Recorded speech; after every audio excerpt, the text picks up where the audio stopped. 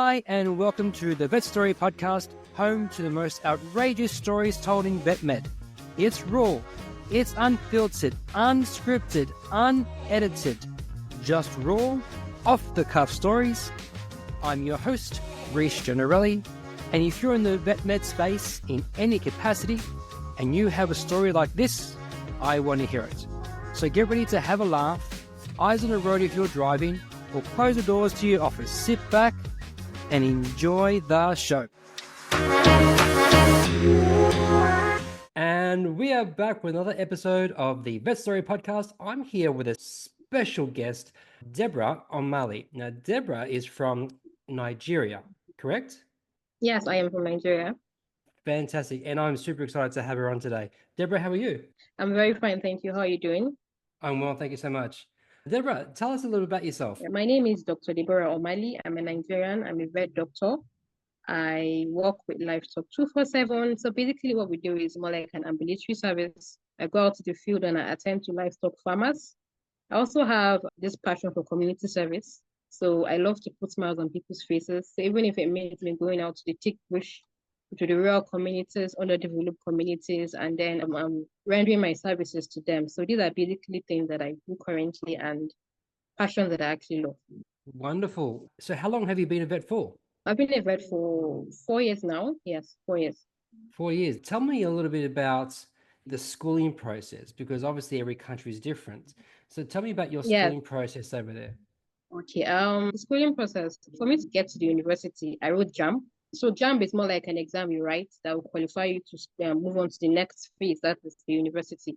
So when you pass the particular cutoff mark and you're being given the admission, you now go straight to the university. And then the course that I studied is a 6-year course. I spent 6 years in. Okay. Yeah. So is there, so that's the vet course. Is there a pre-course that you need to do? Anything before that, or just the jump exam? No, you just start from 100 level. That's from veterinary medicine. You move to 200 level, 400 level, 5, 6, and then you're done. Okay. Yes. All right, and then you got a 6-year course. Exactly, yes. It's a 6-year course. Wow. Is large animal or mixed animal that you would see? Yes, I basically attend to both large animals, small animals, pet animals, poultries. Yeah, so that's basically what I do. Yes. Okay, so a little bit of everything. Yes. But then there are also specializations. Like when you want to further, you want to maybe do your master's, you can specialize maybe in the public health field, you can specialize in the wild health section, you can do the livestock section alone. So it comes with its own specialty. Yes. So if you ask me now, I would say my passion currently now is public health and livestock. Okay. Will you be moving to that section or not yet? Yeah, no, I've not yet moved to that section, but the experiences that I have currently are just basically on livestock and community service. That's more like public health. Yes. Okay, fantastic. So, Deborah, I saw that you wanted to come on the podcast because you have a story you want to share. Tell me about that. My story is on how I became a veterinarian. Oh, that's nice. Tell me. Yeah. All right. Now, like I said before, I'm a Nigerian, and in the African set, we have a different way whereby our parents see certain courses that we would want to do. Growing up as a child, I wanted to be a lot of things. I wanted to be a dancer. I wanted to be an artist. I wanted to read marine biology. I wanted to be a doctor, a human doctor. But as you transcend in life, different perspective or mindset actually change. I remember basically when my dad followed me to a center to go apply for my JAMB. And I was literally confused. I didn't know what to actually write there. Because JAMB is where you write the particular course you want to study in the university. So when I went there, I was telling my dad that I want to write marine biology.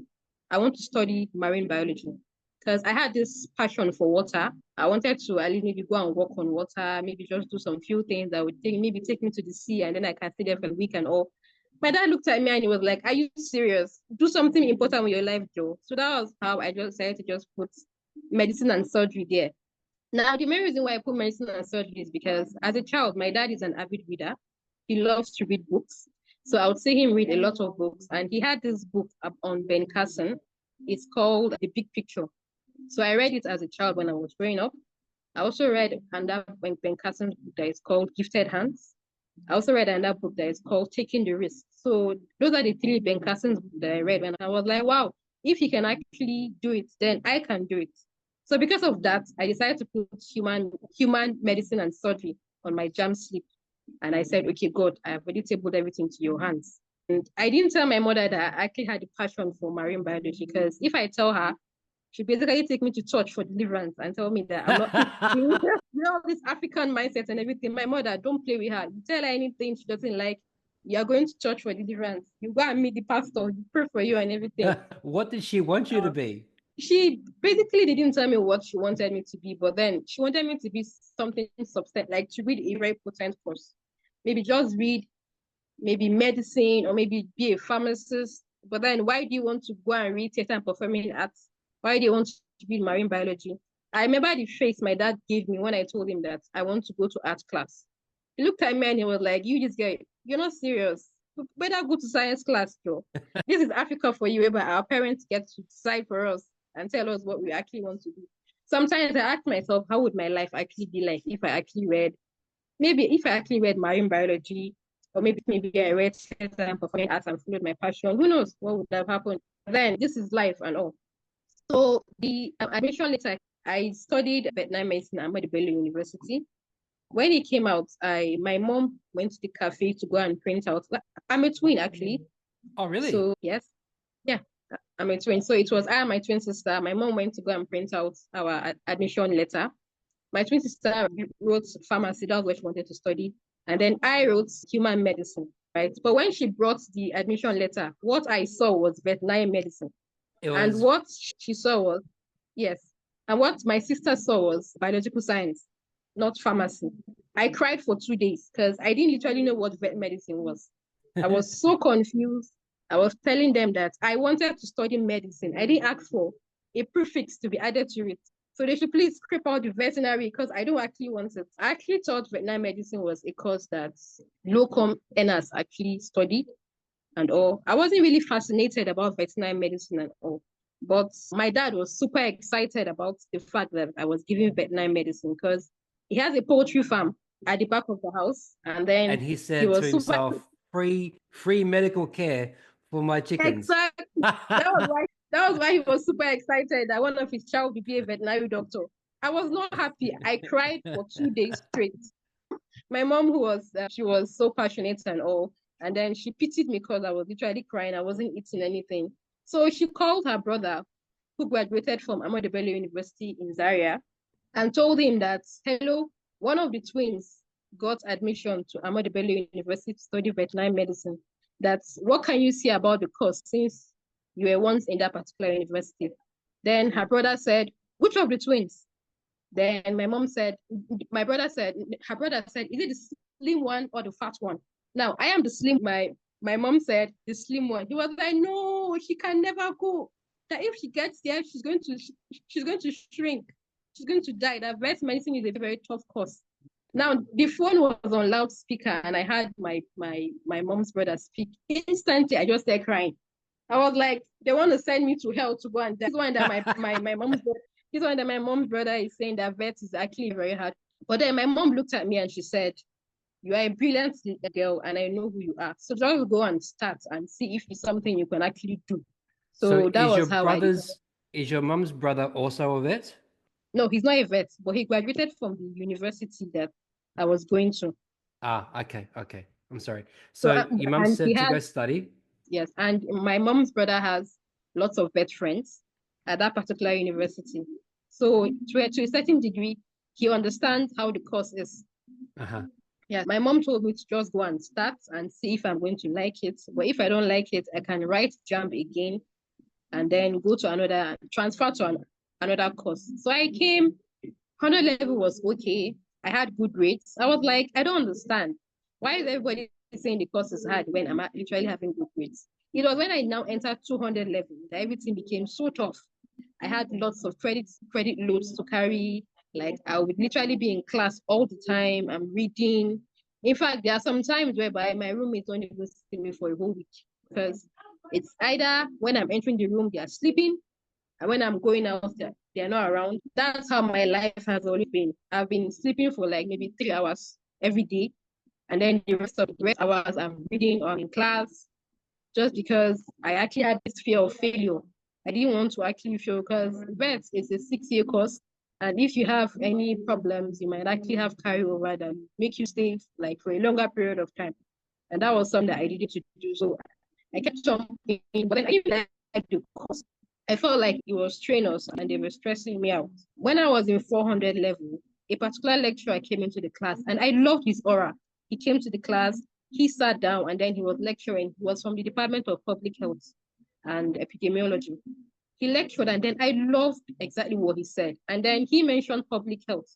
And I was like, oh, so there's a sector in vets that I can study both humans, animals, and the environment. So from there, I became so fascinated about it. And I told myself, you know what, Deborah, just push ahead and keep on studying. When you're done, you would move to the public health sector, and maybe that's a place that you actually love. So I finished vet, and then I came out with good grades, and I went for service. And I actually enjoyed my service here after vet. And ever since then, I'm happy being a veterinary doctor now. I'm actually happy now being a vet doctor. So you grew to love it. Yeah, I grew to love it actually, but it wasn't a cause that I actually wanted at first, but I actually grew to love it. So you're very different to most vets that we speak to. They always say, Yeah, I've always wanted to be a vet when I was a little girl or boy. Ever since then, I just knew I knew there's nothing else I wanted yes, to yes, do. yes. And you were just like, I was forced to do it. I was forced to do it. I was forced to do it, but now I love it. Maybe. Still? I don't Yeah, know. now, yes, no, yes, now I love it. That's fantastic. So tell me, what would be the message where people are starting to think whether or not this is the right path for them? Okay, the message I will tell them is to keep on pushing and then to discover their self first, because nobody can understand you better than you do. So know your passion, know exactly what works best for you, so you could actually know what to pursue. Because once you are reading a course that you're actually passionate about, it comes with this easy flow. You can actually understand because there's passion in it. But once you're reading a course whereby you don't actually like it, it makes you nonchalant. And then it might look as though you're not actually intelligent, but then the passion is not really there. So that zeal to read and all is not just there at all. So I would say people should actually follow their passion, and you'll be so amazed how the sky would actually be your limit. Okay. So is passion everything? It's passion is not necessarily everything. I would say what you actually need is, I call it grit. Grits? Yes, grit. You, other than passion, you actually need grit to pursue what you actually want in life, and then Grit. go for it. Okay. Yes, yes. I have people who would tell me that education is not really important, that as long as you have certain talents and all, you can actually make your cool money. While some will tell you that go to school and then get the certificate and come out and maybe do something important with it. But then I feel once you have the passion and then you now sum it up with grit, the sky is actually your limit. Okay. Fantastic. So what are you currently doing now? Do you have your own clinic? Do you have your own service? Tell me more about that. Okay, what I currently do now is I am working with a particular company called Livestock 247. Livestock Yes, so 24/7. that's, Okay. yeah, exactly. So that's what I'm currently doing right now. I am the dairy technical officer at that company. So basically, we go out to render services to flying herdsmen, livestock farmers. We attend to their cattle. We do advocacy and sensitization. We also do mass vaccination too. But it's actually a very interesting experience because it's teaching me community service. I go out to the field and then I render my support and my assistance to these vulnerable, underdeveloped communities and let them know that they're actually people that actually hear their voice. So that's where my passion is sprung from.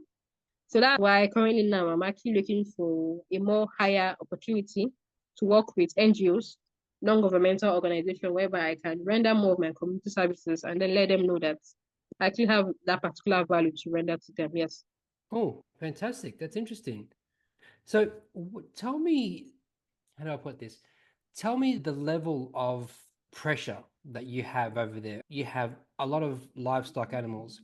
Do you get called for any wildlife, like any like tigers and giraffes and things like that?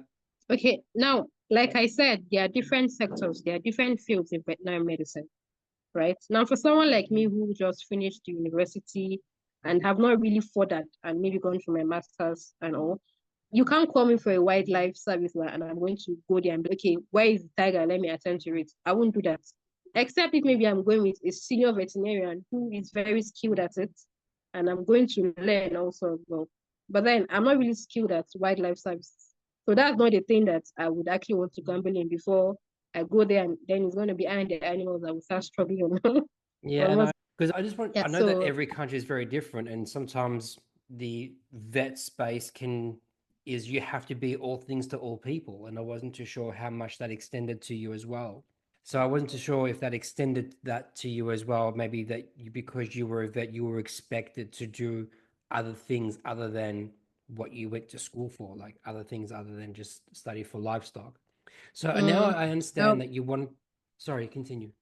Yeah, when I finished vet school, I realized that in life, certain skills that you actually would have to learn that they might not necessarily teach you in school. So that was when I decided to take it upon myself to start paying for certificate courses that would make me learn soft transferable skills. Because I realized that even if I want to transfer from a particular sector to another sector, these skills would actually still go with me. These are skills that I would still actually use in certain sectors. So I got certifications. Now it's so simple that when my twin sister was studying when she became a banker, and she got a certificate on customer service. So she's a banker. I felt Do you like, think your sister ended up being a banker, not a pharmacist?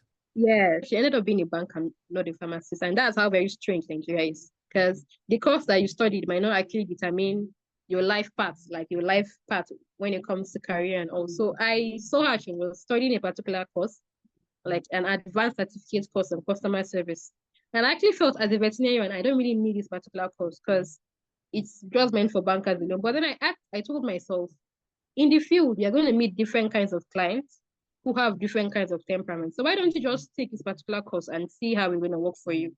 So I decided to enroll for that course. I took the course and it has actually helped me out in handling different kinds of clients. Because sometimes someone will meet you and then an emotional client will meet you, or maybe a client will meet you and then make you feel as though you're the one that made their animal sick. A client will meet you and then come with different kinds of temperaments and all. But when you have this particular skill, you can know how to de-escalate that particular situation at particular points in time. So I feel there is no soft skill that is actually wasted. So that's something that I've been vetting after vet school. I still get certificate courses and all. So yeah, that's it. Oh, that's wonderful. Wonderful. So I heard you say that you're looking for opportunities in the NGO. Yes, I am. What's NGO stand for again? Governmental organizations. Non-government organization. Okay. So where can people find you, Deborah? They can find me on LinkedIn. I have an active profile on LinkedIn. My name over there is Deborah Enyo Omali. Yes, they can find me there. They can connect with me and they could possibly DM me and legally answer it. I'll put that in the show notes for people to link to straight away then, if that's the case. Is there anything else you'd like to let your audience know about you, or what upcoming things you're a part of? I would say I'm open to connecting with anybody who sees my value and sees that I'm actually someone that can actually offer value. I'm open to it. I actually enjoyed this podcast. I actually enjoyed talking to you, talking about my experience in vet school and how God made me become a veterinarian, and how my dad is super excited that I'm actually treating his chickens for free. He doesn't collect money from me and all. Yeah, that was basically. That's wonderful. That's fantastic. Yeah, no, absolutely. We'll put everything in the show notes for everybody to click onto, so that way they can see who you are, what you're all about. And I'm super excited that you did come on today, Deborah. Thank you so much for being a guest on my show. We value you so much, and I wish you the best. Thank you very much. I really appreciate it. No problem. Thank you again, Deborah. Yeah. And thanks for joining us today. That's all we have time for. Don't forget to like and subscribe. If you have a story that you would love to share and want to come on the show, drop me an email, reese@ivmsolutions.org. This podcast was brought to you by IVMS, Innovative Veterinary Management Solutions. If you are tired of being a business operator and want to be a business owner, then give me a call. If you've heard of systems like Traction, EOS, Lean, 4DX, and other similar systems, they're all great systems, but none are vet specific. I have taken the best of every system, rebuilt them using our industry KPI standards and your practice core metrics, because every practice is different. I will bring your vision to life. Get your team bought in and aligned to your long-term goals. I will systemize your practice so you can have more time doing what you love to do. Stop having people rely on you. Practice ownership should not be this hard. Let's move from being a business operator and move into the business owner category. If this interests you, go to my website, www.ivmsolutions.org. Until next time, take care.